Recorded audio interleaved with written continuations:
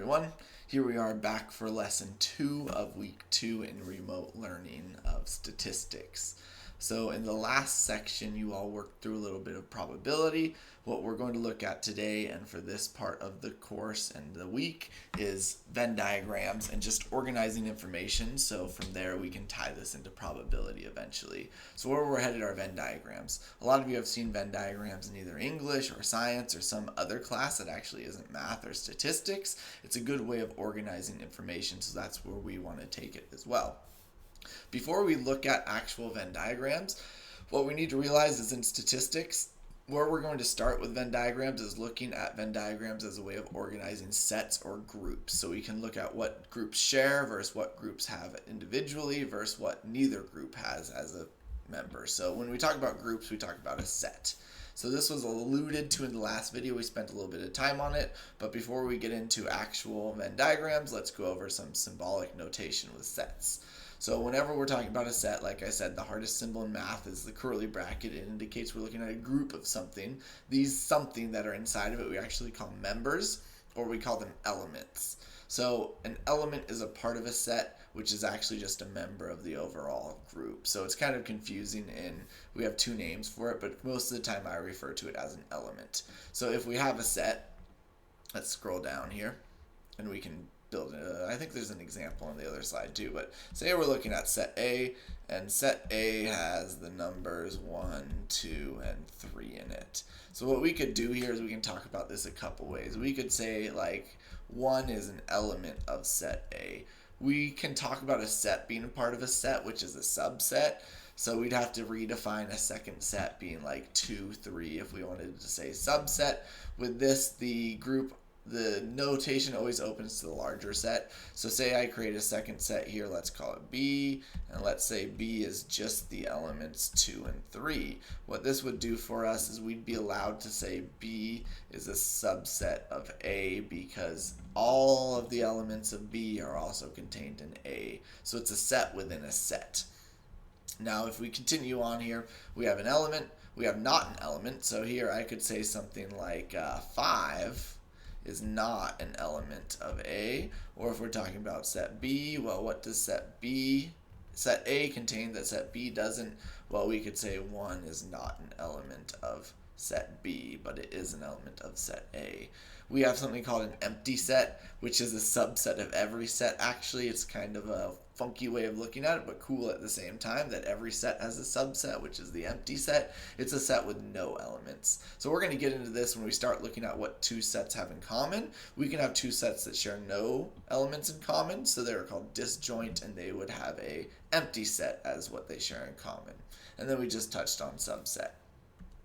So what we're interested in, oh my gosh, look at this, it's almost the same thing, is just talking about sets as groups of numbers. So A is a set, B is a set. They're uppercase letters to represent sets. We use lowercase letters to represent elements of sets. Like we'd say A, B, and C are a subset or an element of a bigger set, like lowercase a, lowercase b, and c. We'd use these to represent elements of a set.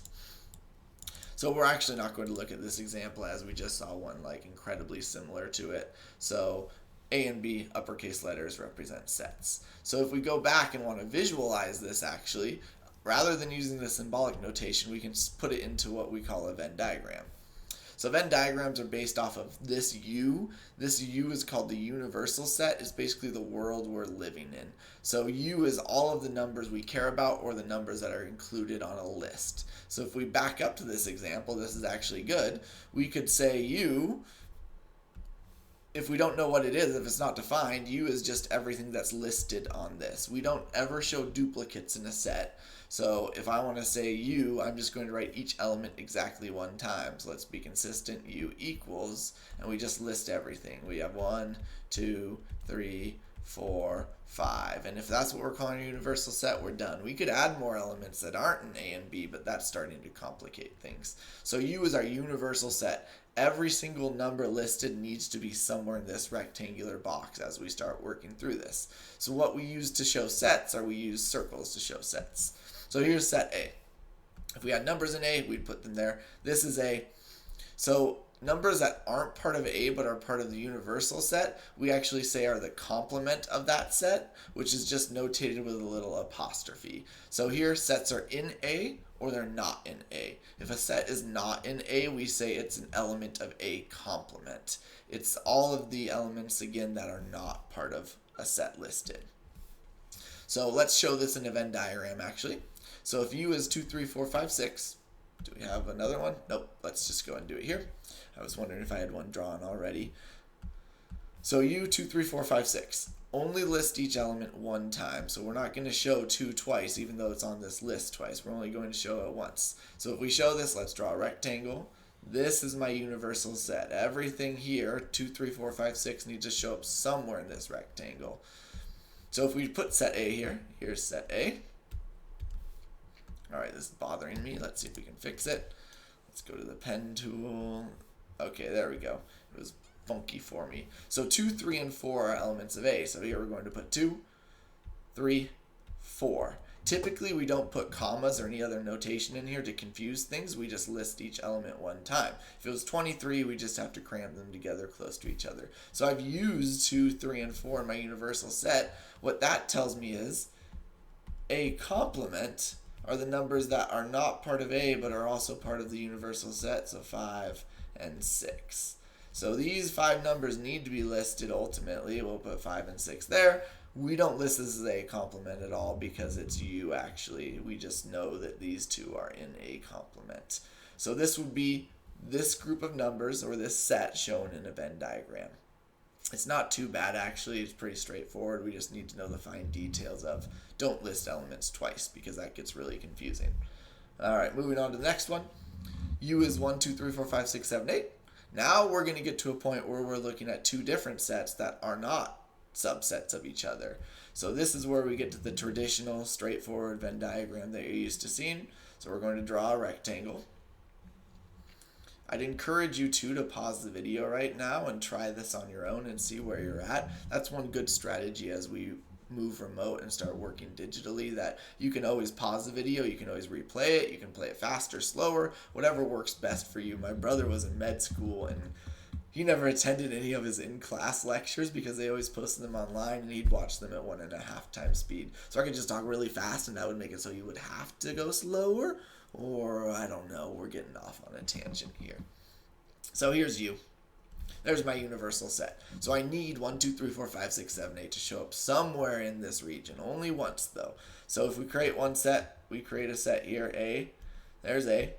What I want to ask myself before I create B is, do these 2 sets have any elements in common? And at a glance, yes, they share 3 and 8. So I want to have a region where A and B overlap. We call this the intersection of 2 sets. And there's B. Ooh, that circle is funky. Alright, let's back up here. Let's back up. I'm going to take this. I'm going to take this right here and just make my life easy. Let's get rid of this. I don't know why it wasn't like this in the first place, but oh well. There we go. So now let's set this up one more time. So here's my universal set. Let's call this A. Let's call this B. And there we have it. So now I'm just going to go through and think about what they have in common. So they share 3. So I'm going to cross that off so I can keep track of what I've written. So 3 is in the intersection or the overlap. They don't both share 6. They both don't share 4. And they share 8. So 3 and 8 are in both A and B. And means both when we're talking in a mathematical or a way of talking about sets. So now 1 and 6 are the 2 numbers that I haven't listed that are only in A. They're exclusively in A. 1 and 6. So there's 1 and 6 off the list. 2, 4, 5. 2, 4, 5. Listing each one only once. 2, 4, 5 are in B. And then the only number we have left to put outside is 7. So we're not going to get too into or interested in saying what's in A complement, what's in B complement, because the list continues to grow. 7 is in neither of the sets. That's one interesting piece here. All right, let's go through one more example. Then we're going to look at a quick application problem, and we are set for this week. So here's set C. Here's set D. Again, I'd encourage you right now, pause the video, create set C and D. and see what they have in common, see if you can work through this. This would be something we'd be doing in class. So 1, 2, 3, 4, 5, 6, 7 again. So 2, 4, 8, 2, 4, 8, 1, 3, 5, 9. They share nothing in common. So one thing we can do is we can just not put anything there, or we can drag these two apart to show what's called disjoint. They share nothing in common. So either way we do it, I actually want to put them together because it's just going to be consistent with what we're doing. So it doesn't matter if you made them disjoint. If we knew that ahead of time, we could have a Venn diagram where nothing's connected, or the two do not overlap. So going through 2, 4, 8, 2, 4, 8 are in set C. Cross those off our master list or universal set. 1, 3, 5, 9, 1, 3, 5, 9, 1, 3, 5. Oh my gosh, 9 isn't even in our universal set. What a mess. Let's get rid of that then. So we'll just assume it's 1, 3, 5. So what we have left are 6 and 7, which are in neither C nor D. So 6 here, we can put 7 over there. And there we have it. So numbering, regions, and Venn diagrams. Eventually we'll tie this into probability like I was saying. All right, last one is a word problem. These are pretty typical in Venn diagrams. You're going to see a few of these in the practice that I have posted after this. So what we're working with here is a class of 18 students. This is telling me that my universal set has 18 people in it. So I need to account, if I'm working through this in a way where I'm listing how many objects are in a set, I need them to add to 18. Before we get into this, there's a good point to bring up, and it's the notation here. When we're talking about the elements of a set, we can alternatively just say how many elements are in a set by saying n of set C. The number in set C is 1, 2, 3. The number of elements in set D we would say are 1, 3, 5, so 3 as well. And then we could say something like the number of elements in our universal set is 1, 2, 3, 4, 5, 6, 7, 8 elements. So what we're about to jump to is we're about to list how many elements, not what elements are in a set. And that matters because we don't know which students have brown hair. We don't know which students have brown eyes, but we know how many of each. So we have 18 students total, 10 have brown hair, 6 have brown eyes, and 4 have both brown hair and brown eyes. So when we set this up in a Venn diagram, my universal set is represented by this rectangle. This needs a total to 18 when I count how many elements are in it. So when we start working through this, there's 1. Let's call this hair because they're both brown. And then here's 2. Let's call this E because they're eyes, so hair and eyes. And then we have 4 that have both. The most important part here, if you want to slow down the video to make a big point here, is always start in the overlap if you can, because this will make it so we're not double counting. The thing that happens the most often in my experience with students and Venn diagrams, and myself even when I started this, is I double count.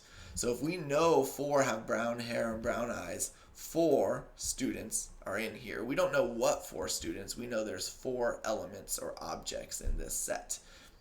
Now as we work through this, we need to pay really close attention to what we're doing, because I have 14 students left to work through because I've counted 4 of them already. 10 have brown hair. One good piece of advice is always start backwards maybe here at the last piece of information. Now here's the bit. I've already counted 4 of those 10. I need this set right here. I need this group of numbers to total to 10. If I already have 4, what that tells me is I need to put 6 more here. So now my H set has 6 plus 4, 10 elements total. Similarly with hair, brown eyes, I have 4 counted already. I need 6. So in the E set right here, I need this set to total to be 6. So what that tells me is I need to put 2 more exclusively having brown eyes. So these regions, if we work through it, 6 students have only brown hair. 4 students have brown hair and brown eyes. So that's a total of 10 with brown hair. And then 2 have only brown eyes. They do not have brown hair. They may have some other hair color. So last thing we need to do is make sure this totals to 18 in our universal set. Right now we have 12. So that tells us there's 6 more students that have neither brown hair nor brown eyes. They have some other hair color or some other eye color along the way. So this is our region represented in a Venn diagram. Always start in the middle if you can. If not, there's some clever ways of working around it that I'm going to ask you to do actually in the next sort of set of problems. So I hope these videos help this week. That does it for our lessons and instruction. Make sure on those questions, on those homework problems, and the questions that were listed, I should call them assignments. The 4 questions you have that you're getting help if you need it, you're asking questions, because that's going to make this so much more meaningful, I think, is if you're communicating with each other or you're communicating with me on questions you have. I hope the rest of your week goes well. We'll keep in touch. Maybe, hopefully, I can see you face to face at some point in time. But enjoy the rest of your week.